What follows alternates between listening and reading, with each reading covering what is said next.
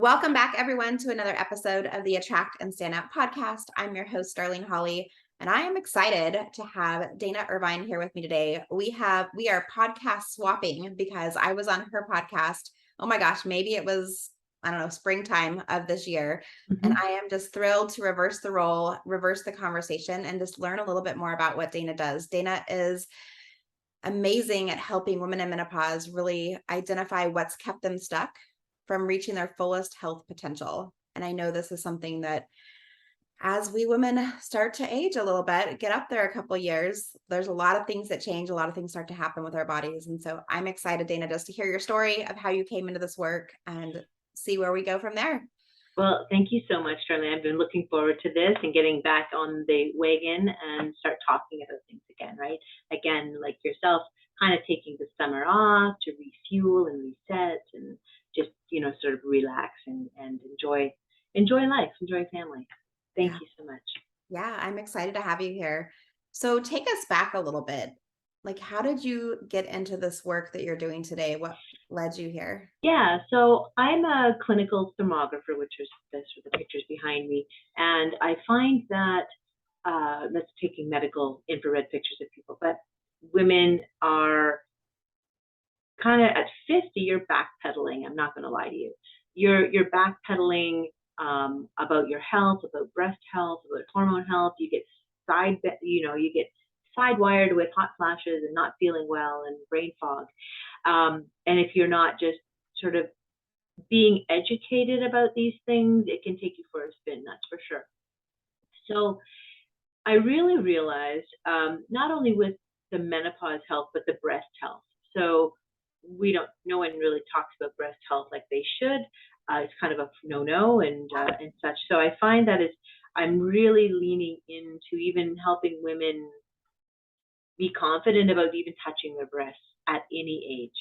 And even for someone your age, it's like sort of like, how are you preparing yourself now for perimenopause, and how are you preparing yourself for menopause? If it's not ready, if you're not, like creating the foundation, it won't be pretty. So I found this sort of gap with things, and I love, because of my faith, I love throwing the faith spin into it as well. So yeah. Awesome.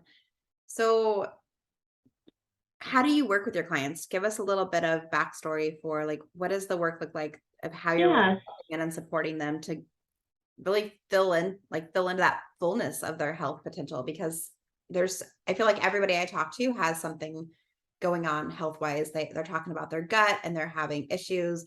They're they've got autoimmune diseases, they've got, cancer, everything seems to Mhm, be popping up mhm. all over the place. It doesn't seem like anybody doesn't have something going on. So how do we watch for those things? Right. So I think sort of just educating women right now with the podcast, talking about different topics, or in the past I've talked about different topics, and coming up again, um, talking about breast health, and then again, what that involves.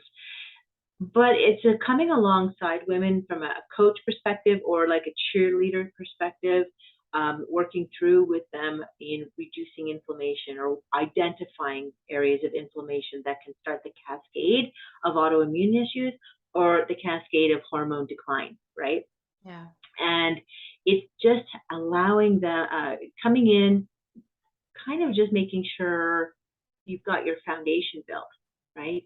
Without that foundation, I find that people falter. So, because they can be eating all the right food and still not be doing well. So there's that Mhm. sort of that spirit, mind, body, nutrition sort of pillar or foundation that I speak with when I'm coaching women. So whether that's in Zoom or that's here in the office in Ontario, or it's just a phone call, um, it's just again helping them explore and discover that faith wherever their faith may lie, and it's ensuring that they're good and solid in that, and how they can meditate and pray about things, because it it's important for your sympathetic nervous system and stress response and That's digestion. There's a whole big thing with that. So, and then again with the body, the movement.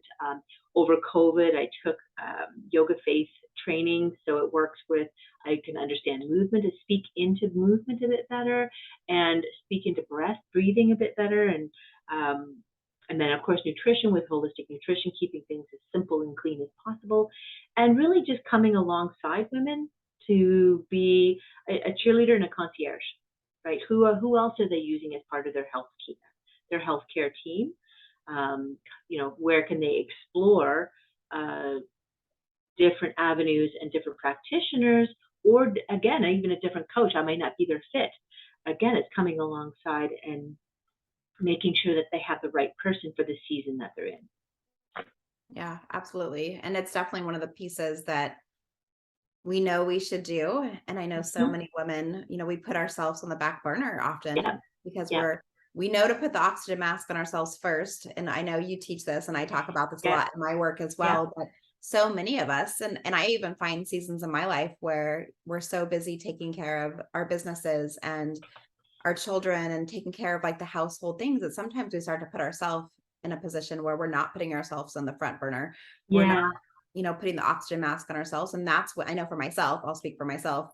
That's when I start to notice things start to go awry. That's when my health starts to, you know, dwindle. I'm not Mhm. energetic. You mentioned brain fog, like I get foggy.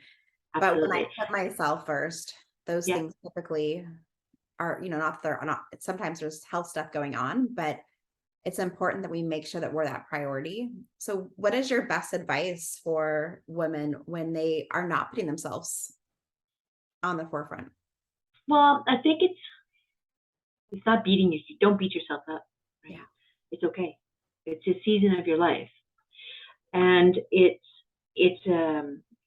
funny. I've had these conversations with women lately where women that are my age, like 53, upwards to 60, are calling ourselves a sandwich generation, right? Where we still have kids at home and now we're caring for ailing parents.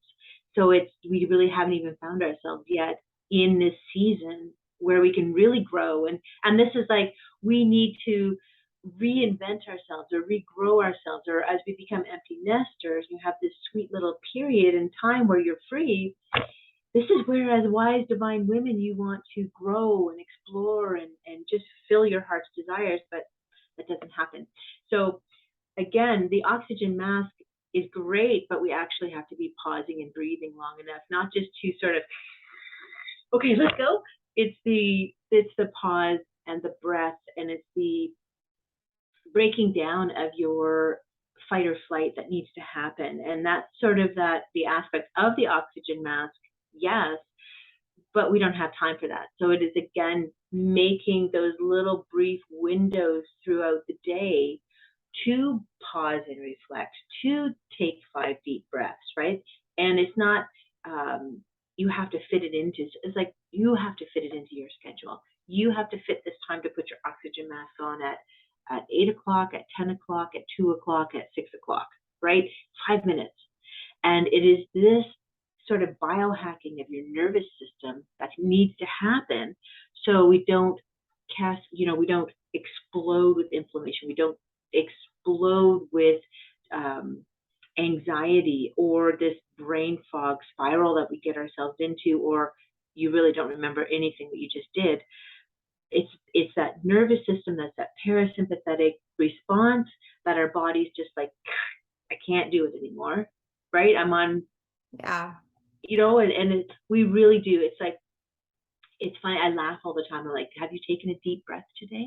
And you're like, deep breath? What the? No. Who And I breathes? haven't stopped. And you haven't stopped. So it's always funny with women my age.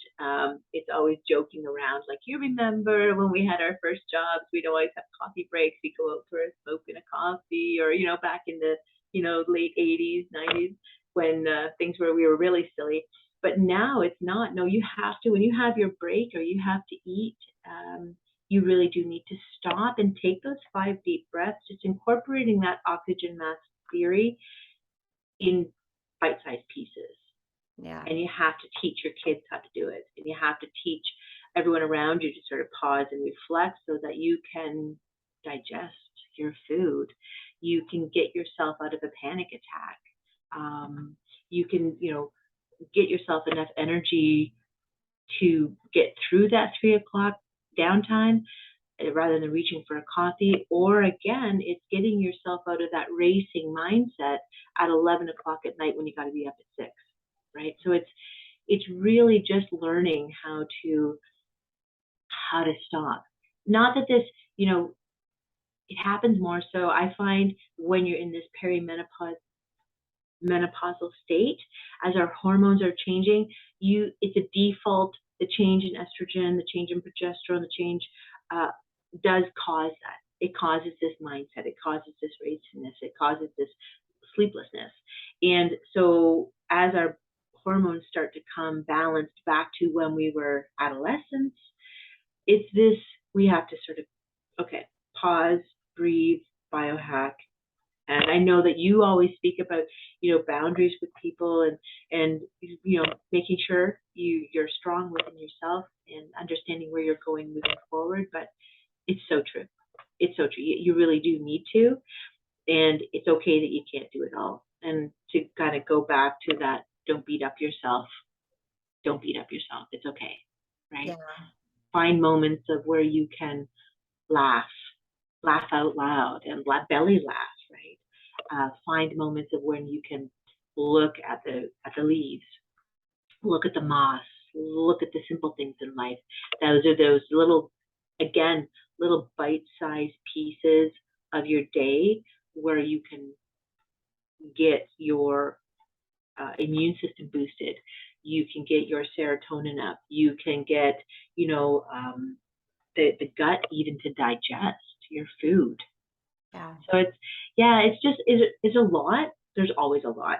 I can talk about a lot. So that's why, so when I'm with women, again, it's really being quiet enough to listen to the clues about what's going on, right? They're in for something, but I already know that they've lost their father, or because you hear it, you spoke to them in a pre-call, or the rushness of things, or they're taking care of parents. So again, it's each person is so unique, and each person is so beautiful in the stages of life that they're in. So so I'm sort of transforming the Wise Divine Woman sort of movement, right? Not only having fun with, getting women to touch their breasts as part of a breast health movement, because they don't, and but also just being there, I guess, coming alongside. Yeah, I love that. Yeah. I think one of the things that you said that really stuck out was like finding those small places throughout the day to just slow down for a minute. And I know for myself, like transitioning, because I work from home and sometimes I work from my co-working space, and I go to my co-working space because I need that commodity. Like I want that water cooler vibe of, having somebody to talk to and engage with. But when I'm at home, the days that I go from one call to the next, and I don't have a spot to like really pause, I feel overwhelmed and stressed. But if I even take 30 seconds and do like a box breath exercise, or just stand up and do some jumping jacks, or like, have a dance party in my kitchen for 5 minutes before I'm leading a workshop, even those types of things that keep my energy level high. It makes me feel empowered to show up and have fun. Yeah.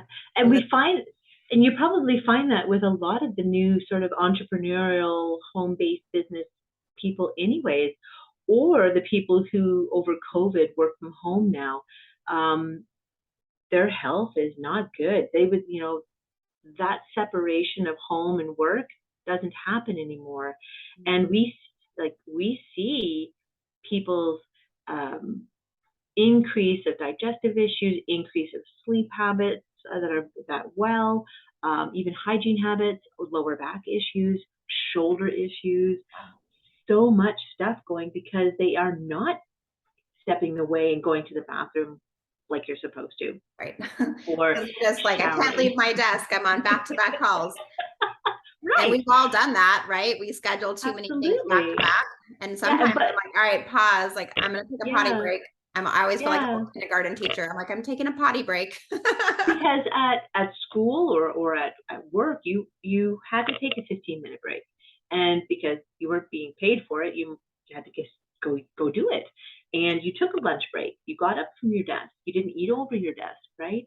Mhm.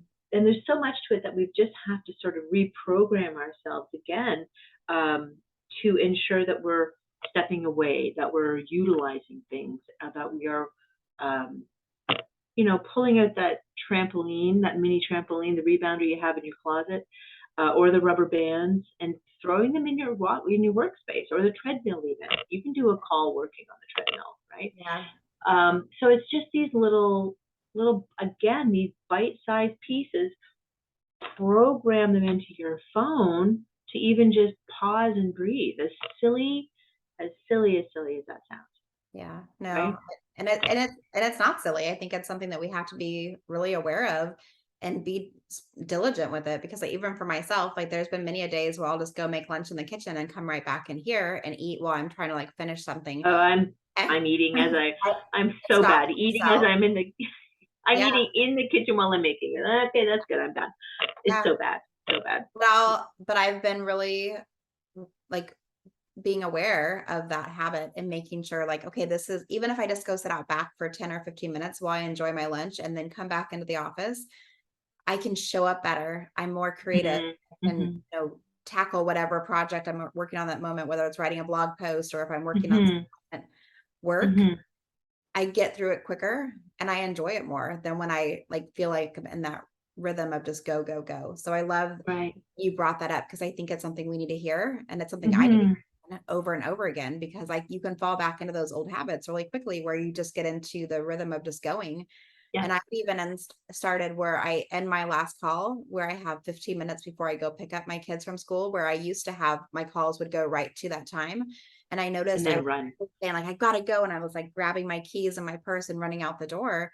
Yeah. And it wasn't benefiting me. Having that Right. 15 minutes where I could come out of my office and use the restroom and make some water or make a cup of tea and then, transition to that next task is powerful. We used to have that when we worked outside of the home, right? Like if people, whether you're hybrid or you run your own business or whatever, like you used to have time in the car, like the downtime to listen to the radio or listen to a podcast. I'm like, I don't have those things. So But downtime in the car is a fallacy because um, you have so much going on around you. You've got traffic, you've got the noise, you're not breathing, your chest is like this driving, you're white knuckling it. It's not. And you have that sort of that tire vibration, that electric sort of noise around you that actually even can cause issues for other people as well. So, but yeah, I mean, I travel for my job, for thermography, and I have found now I don't even play podcasts. I don't do anything. It is just this silence that yeah, I'm needing in this season, and the ensuring that I'm actually looking at where I'm going, not on autopilot, yeah, right? So yeah. yeah, It's good so to true. mix up the routine a little bit too, even just walking It because I is. walk my kids to school each morning and some Mhm. days I'll walk a different path and I'm like, it feels energetically different just to switch. Oh, absolutely. I try and travel as many roads that I haven't traveled before. Yeah, So yeah, so good. absolutely. So So Dana, tell us a little bit. So you've had your business for quite a while now. mhm. What So is I've been, yeah, sorry, what go is ahead. like tell us how long you've had your business and like what's been like the biggest struggle for you as far as marketing and putting yourself out there? Like what's been challenging? So I've been doing thermography for over 6 years and sort of coming alongside women with thermography and coaching. The In one-to-one or even group coaching, it's not giving myself time to get the program right, or overthinking the program. Oh, it's not good enough, or not even thinking that I'm good enough. That's that imposter syndrome that I sort of struggle with as well. In ensuring that I have, like, I've got, all this stuff, but from a business perspective, it's not finishing or ensuring that I've perfected the updated 5-day hormone detox, or going back in and proofing the different stages of the Touch Your Tatas program. It's always sort of those finalizing of things I never make time for, and that's kind of the story of my life. I don't finish well, I go in gangbusters and get burnt out and don't finish well. So Yeah. And I mm-hmm. think that's part of like our DNA too, because I'm a quick start. If I get an idea, Yeah. I want to like implement it immediately, but then I lose momentum. So I've gotten over time, I like put my ideas, what I call like my virtual shelf. And when I'm ready to actually implement and pull it all the way through, when I have the time Mm-hmm. and the Mm-hmm. bandwidth and the energy, because otherwise, yeah, you have a bunch of unfinished projects. And you're like, oh, I meant really well with this, or this was going to be amazing. I just never finished it. I Yeah. should go back and do that thing. What do you mean you have to do all that work for a 3-day retreat? Can't you just Right? host a 3-day retreat Yeah, and I fly by wish. the seat of your pants? Gosh, come on. Yeah, I've been building a 3-day retreat with a couple of colleagues, and Yeah. we've been doing it for like 6 months, and we're just about to launch it here shortly. Excellent. That's And so exciting. It's so needed. It's so needed. So yeah, but it's one of those things where it took all three of us, like, okay, we got to show up, we got to show up, we got to do the thing, we got to keep pushing forward, and then finally we're ready to birth it for the universe. But yeah, and it is that patience, like the same with health. When you're building business, it's again that you have to be patient yeah, and see the process through. And it's funny, like as we age, the brain fog. Well, it's just a change in hormones and also just stress, right? But the brain fog sets in. So and forgetfulness. Um, and I was going to say that even when it comes to health, same as the brainstorming ideas that we have brilliant, that we think of these things in the shower or while we're driving, journal, journal, right? Because you don't remember, a journal just health conditions. You don't have to journal about what you eat, but you can journal about how you feel. Journal about when was the last time I had I was thinking I had burst a blood vessel in my eye. I thought I had taken a picture.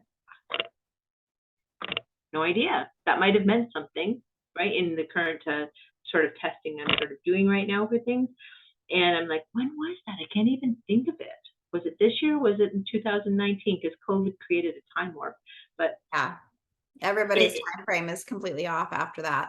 it's off. So journal, just grab a silly subject book. You don't need a $40 journal. It's just and I talk about that in the coaching program. I talk about that as well when it comes to health and it comes to breast health and those types of things and emotional health, because your emotional health plays an important role overall as well, right? Yeah, In business and in health. So, yeah, absolutely. mm-hmm. So before we dive into rapid fire questions, I would love to hear, like, what does success mean for you? What makes you feel success?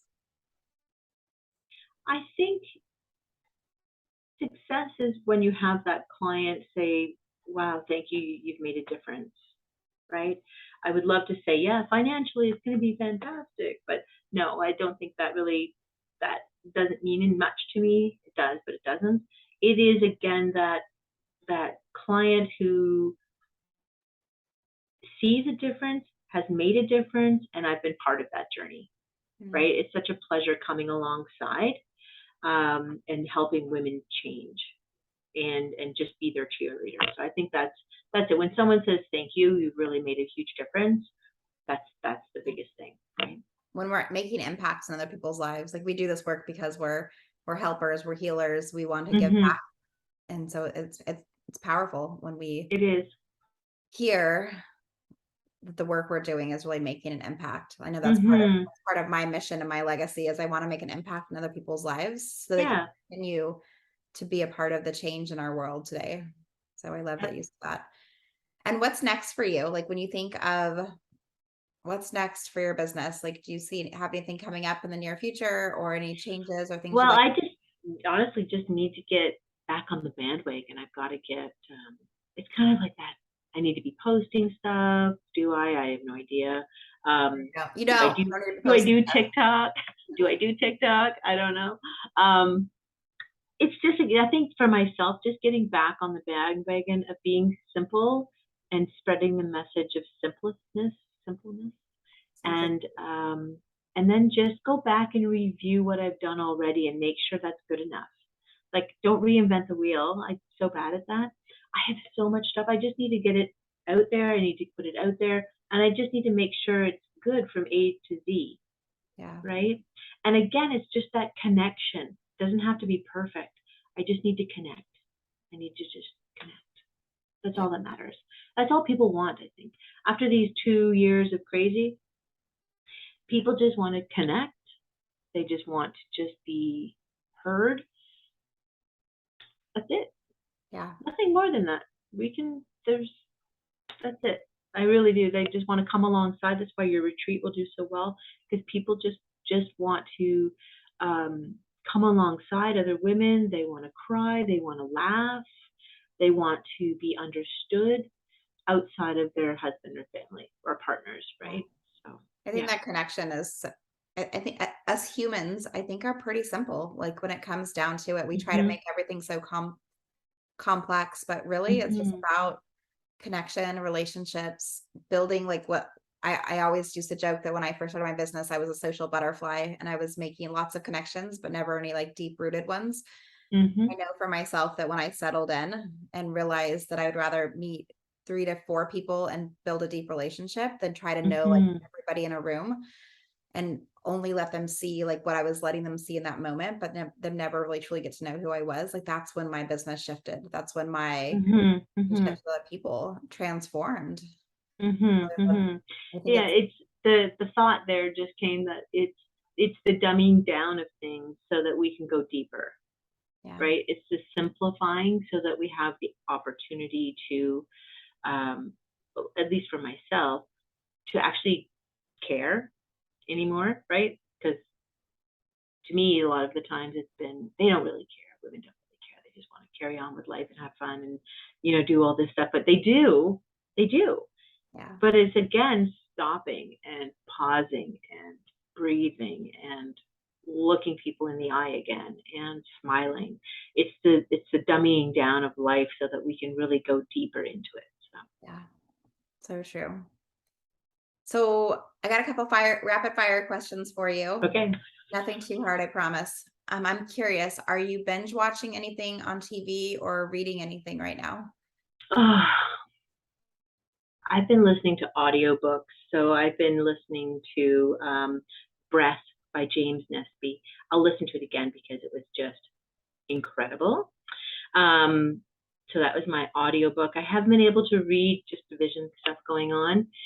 And I don't really watch a lot of TV other than The Power of the Ring. And I've been watching Handmaid's Tale for some silly reason. I had never watched it, and I've just thought, oh, I'm going to watch it. And it's so disturbing. And it's, yeah.